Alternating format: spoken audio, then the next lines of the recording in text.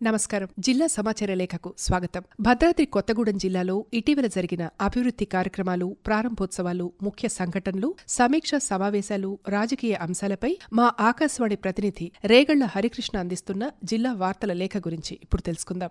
Bhadrachalam ITDA ప్రాంగణంలో నిర్మిస్తున్న tribal మ్యూజియాన్ని ముక్కోటి నాటికి పూర్తి చేయాలని జిల్లా కలెక్టర్, ఐటీడీఏ పీఓ కృషి చేస్తున్నారు. మ్యూజియంలో ప్రతిచోట ఆదివాసీల సంస్కృతి సంప్రదాయాలతో పాటు వారి జీవన శైలి ఉట్టిపడేలా ఆకర్షణీయమైన నిర్మాణాలు చేపడుతున్నారు. ఇప్పటికే మట్టితో తయారవుతున్న ఇంటి నిర్మాణ పనులు పూర్తిగా వచ్చాయి. బోటింగ్ చేసేందుకు అనువుగా పక్కనే ఉన్న చెరువును కూడా అభివృద్ధి చేస్తున్నారు. యాత్రికుల కోసం కుటీరాలు, పిల్లలు ఆడుకోవడానికి క్రీడాస్థలం వంటి పనులను కూడా శరవేగంగా పూర్తి చేస్తున్నారు. ప్రజా విజయోత్సవ వేడుకల్లో భాగంగా జిల్లాలో పలు కార్యక్రమాలు నిర్వహించారు. ఏడాది సమయంలో ప్రభుత్వం ప్రవేశపెట్టిన సంక్షేమ పథకాలు, అభివృద్ధి కార్యక్రమాలపై ప్రజలకు అవగాహన పెంచేలా వివిధ కార్యక్రమాలను రూపొందించారు. ప్రభుత్వం ప్రతిష్టాత్మకంగా చేపట్టిన సమగ్ర ఇంటింటి కుటుంబ సర్వేకు సంబంధించిన కుటుంబ వివరాల ఆన్లైన్ ఎంట్రీ పూర్తయింది. రాష్ట్ర ప్రభుత్వం నిర్వహిస్తున్న సంక్షేమ వసతి గృహాలు, పాఠశాలలు, కళాశాలలను రాష్ట్ర విద్యాశాఖ కమిషనర్ ఆకునూరి మురళి ఆకస్మికంగా తనిఖీ చేశారు. 1-2 చోట్ల కలుషిత ఆహారం తిని విద్యార్థులు అస్వస్థతకు గురైన నేపథ్యంలో విద్యార్థులకు అందుతున్న సౌకర్యాలను ఆయన పరిశీలించారు. మరోవైపు collector Jitesh V Patil, ITDA project officer Rahul కూడా హాస్టళ్లు, స్కూళ్లను సందర్శించి విద్యార్థులకు పెడుతున్న భోజనం, ఇతర సదుపాయాలపై ఆరా తీశారు.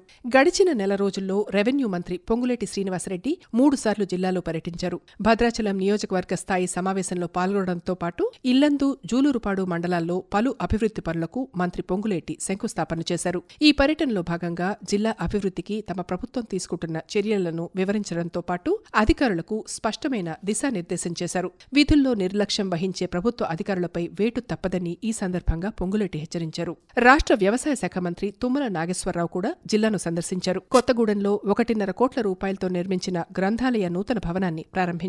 జిల్లా కేంద్రం కొత్తగూడెంలో ఎయిర్పోర్ట్ నిర్మాణం త్వరగా చేపట్టేందుకు కృషి చేస్తున్నట్లు ఈ సందర్భంగా మంత్రి తెలిపారు. గోదావరి నదిని నౌకాయానానికి ఉపయోగించుకునే విధంగా ప్రణాళికలు సిద్ధం చేస్తామని తెలిపారు.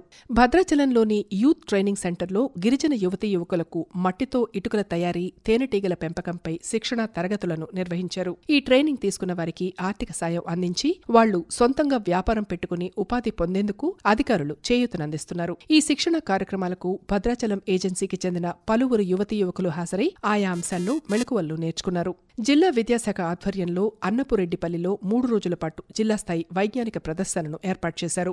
ఈ విజ్ఞాన సదస్సును ఖమ్మం పార్లమెంట్ సభ్యులు రామసహాయం రఘురామరెడ్డి ప్రారంభించారు. జిల్లా వ్యాప్తంగా పలు పాఠశాలలకు చెందిన విద్యార్థులు తమ ఆవిష్కరణలను ఇక్కడ ప్రదర్శించారు. సృజనాత్మకతతో పాటు ఉపయోగకరమైన ప్రాజెక్టులు తయారు చేసిన విద్యార్థులకు చివరి రోజున బహుమతులు అందజేశారు. జిల్లాలో గంజాయి రవాణాను అరికట్టేందుకు జిల్లా పోలీస్ యంత్రాంగం గట్టిగా కృషి చేస్తోంది. జిల్లా సరిహద్దుల్లో పోలీసులు గస్తీ కాయడమే కాకుండా గంజాయి రవాణా చేస్తూ పట్టుబడిన వారికి శిక్షలు ఖరారు చేసేందుకు కృషి చేస్తున్నారు. అంతేకాకుండా అన్ని పోలీస్ స్టేషన్ల పరిధిలోని కళాశాలలు, పాఠశాలల్లో మత్తు పదార్థాల నివారణపై అవగాహన కార్యక్రమాలను సైతం చేపడుతున్నారు. భూ అట్రాసిటీ సమస్యలపై సంబంధిత అధికారులతో తెలంగాణ రాష్ట్ర షెడ్యూల్డ్ కులాలు, షెడ్యూల్డ్ తెగల కమిషన్ చైర్మన్ బక్కి వెంకటయ్య సమావేశమయ్యారు. ఎస్సీ, ఎస్టీ కేసులను సత్వరమే పరిష్కారమయ్యేలా చర్యలు తీసుకోవాలని ఆయన అధికారులను ఆదేశించారు. ఎస్సీ, ఎస్టీ కేసు బాధితులకు పరిహారం అందే విధంగా ముఖ్యమంత్రి దృష్టికి తీసుకువెళ్తారని ఈ సందర్భంగా కమిషన్ చైర్మన్ హామీ ఇచ్చారు. అలాగే భద్రాద్రి కొత్తగూడెం జిల్లాలో ఎస్సీ, ఎస్టీ ప్రత్యేక కోర్టు మంజూరుకు కృషి చేస్తున్నట్లు తెలియజేశారు. జిల్లాలో ఏర్పాటు చేసిన ప్రభుత్వ ధాన్యం కొనుగోలు కేంద్రాలను కలెక్టర్, అదనపు కలెక్టర్, ఎస్పీతో పాటు ఇతర ఉన్నతాధికారులు తరచూ పరిశీలిస్తున్నారు. ధాన్యం కొనుగోలు కేంద్రాల దగ్గర రైతులతో మాట్లాడి వారి సమస్యల పరిష్కారానికి కృషి చేస్తున్నారు. పెంజల్ తుఫాన్ వల్ల జిల్లాలో అక్కడక్కడ వర్షాలు పడిన నేపథ్యంలో కొనుగోలు కేంద్రాలలో ధాన్యం తడిసిపోకుండా చర్యలు తీసుకున్నారు. గత నెల 17-18 తేదీల్లో గ్రూప్ 3 పరీక్షలు జరగ్గా జిల్లాలో సుమారు 7,000 మంది ఈ పరీక్షలకు హాజరయ్యారు. పరీక్షలు నిర్వహించేందుకు సుమారు 300 మంది సిబ్బందిని నియమించి పరీక్షలను పకడ్బందీగా నిర్వహించారు. ప్రతి కేంద్రంలో సీసీ కెమెరాలు ఏర్పాటు చేసి బయోమెట్రిక్ అటెండెన్స్ తీసుకున్నాకే అభ్యర్థులను పరీక్షా కేంద్రాల్లోకి అనుమతించారు.